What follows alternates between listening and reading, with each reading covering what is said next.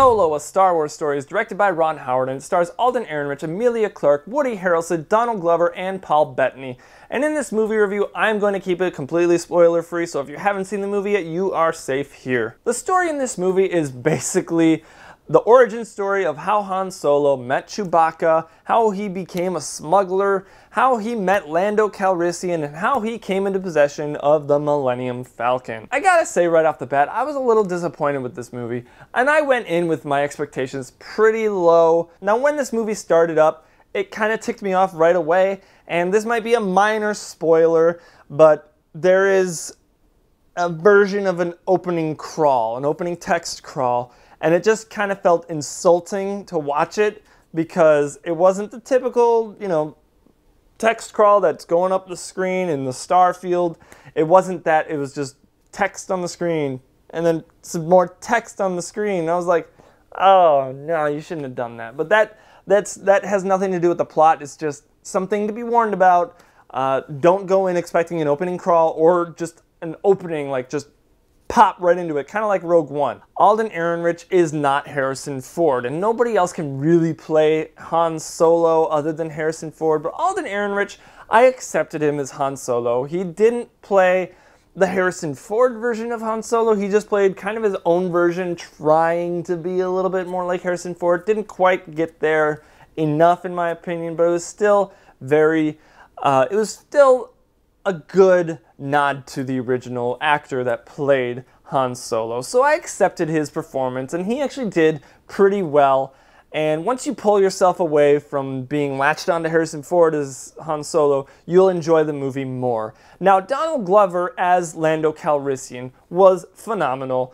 When you first hear his voice, you don't quite see his face yet. I was like, that sounds exactly like Billy D. Williams. He was awesome as Lando Calrissian. I thought he was great. Woody Harrelson's character, he's all right. I honestly could have done the movie without him. Emilia Clarke's character, again, I was not a big fan of them, throwing in a love story with Han Solo and another character named Qi'ra, who was played by Emilia Clarke. Because it's like, it's got to be Han Solo and Leia, but I get it. They got to explain a few things about why he treats women the way he does, or how he treats it's weird, but I didn't appreciate that. But Emilia Clarke did she did well for what she was given as the character Qi'ra, and I did enjoy her character, but I just didn't like the relationship between the two, and that it was more of a romantic relationship. I didn't think it needed that. But there is a droid character, L337, I think it is. From the trailers, I think I said it in my trailer breakdown that I was not going to be a fan of this droid. The first few scenes watching this droid, I was like, hey, I might like this droid. And after a while, you start to just get really annoyed. I got annoyed with the droid. She just, I don't know, there's things that this character does that just kind of get annoying, and it plays off more for comedy. And some of the comedy in this movie does feel a little too Marvel type humor, and for a Star Wars movie, it kind of went the route of Star Wars The Last Jedi, but not quite so far as to, there's a joke, and now we're serious, and there's a joke. They dropped the jokes in better places, but it still felt a little more like Marvel humor. Now in this movie there are several action scenes, but to be honest, there weren't enough for my preference in a Star Wars movie. Now, when you do get an action scene, it's not that great of an action scene. There is one fantastic action scene. It's a chase scene. You do see it in the trailers with the Millennium Falcon being chased by TIE fighters and a Star Destroyer because of the music that is played. And I gotta say, the music is fantastic, except for one theme song of certain characters that just does not feel like a Star Wars movie at all. If you've seen the movie, you know who I'm talking about and what I'm talking about. It just didn't feel right. It took me out. It felt more like Avatar, the Blue People movie. But overall, the music was pretty good, especially in that chase scene.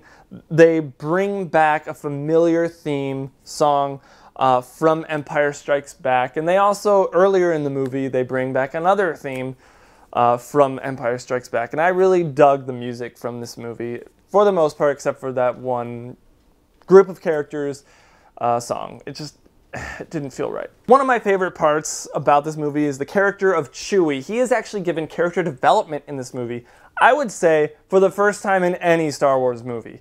Because in A New Hope, he's just kind of there. He's just Chewie. He's Chewbacca. In Empire Strikes Back, he's really annoying, and he's just growling the entire time. There's like 10 full minutes of him growling. If you just put it all together, it's probably that. Return of the Jedi, he's, again, it's just kind of there. Force Awakens, again, I'd say he's given more character development in Force Awakens than any of the previous ones. And Last Jedi, he's trying to eat a porg in peace. This one, he actually does stuff. He actually matters, and he's very important to the story, and you see the relationship build between Han Solo and Chewbacca, and I thought it was pretty well done. However, there's a scene near the beginning of their relationship in this movie that just rubbed me the wrong way. It didn't work for me at all. If you've seen the movie, you might know what I'm talking about. It just didn't work for me because it's already been established one way, and then they kind of change it up slightly just for a little bit, and then they go back to the original way. You'll know when you see it. Now, in this movie, there are a lot of nods and hints to other characters and other properties of the Star Wars universe, most of which went over my head. I heard names and places and things that were going on. There's a lot that happens in this movie. So if you are a big, huge Star Wars fan that has read every book, played every game, watched all the TV shows, you're going to know everything that's going on. I have not done all that stuff. I've never read a Star Wars book. I don't watch any of the Star Wars TV shows, and I've never seen all the movies. I still haven't seen Clone Wars or the Ewok Adventures or the Holiday Special, which I don't want to because I don't want a bad taste of Star Wars in my mouth. Anyway, there's a lot of hints to other stuff that's going on in the Star Wars universe, which I appreciated hearing some of those names. Some of it went over my head, like I said, but I would like to see it again to see if I can catch all those references. So overall, Han Solo was a pretty enjoyable movie. I wouldn't say it's the best Star Wars movie. I definitely wouldn't say it's the worst Star Wars movie. It's in the middle, maybe on the bottom side of the middle, in my opinion. I would say it's better than The Last Jedi, but it's not as good as Force Awakens or Rogue One, in my opinion. It might just edge out Episode 3. I'm not sure. It's probably the second or third best prequel that we've got. Rogue One is obviously my favorite prequel. But yeah, it's kind of middle of the road. It's nothing to write home about. It just happens. And again, it's an unnecessary story. But there are things that happen in this movie that explain certain things, and I thoroughly enjoyed certain scenes, like the Millennium Falcon in the asteroid field, or that being chased by the TIE fighters, and they actually do explain why the Millennium Falcon looks the way it does, because it does look different in this movie than in previous installments. So they explain that, and I think you'll enjoy the explanation. Overall, I did enjoy this movie. I was smiling quite a bit throughout this movie, and I gotta give Solo: A Star Wars Story a B+. It was so close to an A-, but there's just certain things in this movie that just really don't work for me. But there are things that I really actually liked a lot. Yes, I know it's the same grade as The Last Jedi, but it's a touch above it. It's like a B++, but I didn't give myself much wiggle room with all my gradings for the Star Wars movies, because they're Star Wars movies. Even if they're a bad one, in my opinion, like Episode 1 or 2 or Last Jedi, I still like them, and I would like to watch them time and time again. Maybe not every day, but quite a bit. This one is no exception to that. I would love to see it again. I've only seen it once. I want to see it several more times because, again, like I said, there are references in this movie that just... There's a lot going on.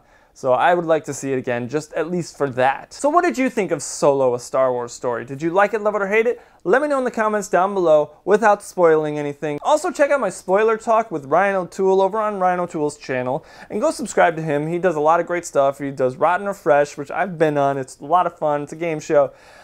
We did a spoiler talk. It was live. It was a lot of fun talking about it, so definitely go check that out. Karen and I might do a spoiler review on our channel as well, so be on the lookout for that.